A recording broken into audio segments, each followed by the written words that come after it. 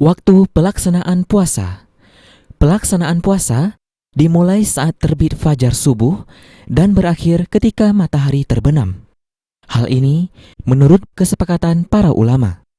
Allah Subhanahu wa taala menyatakan, وَكُلُوا وَاشْرَبُوا حَتَّى يَتَبَيَّنَ لَكُمُ الْخَيْطُ الْأَبْيَضُ مِنَ الْخَيْطِ الْأَسْوَدِ مِنَ الْفَجْرِ ثُمَّ أَتِمُّوا الصِّيَامَ إِلَى اللَّيْلِ, yang artinya, dan makan dan minumlah kalian hingga tampak bagi kalian benang putih terhadap benang hitam, yaitu fajar.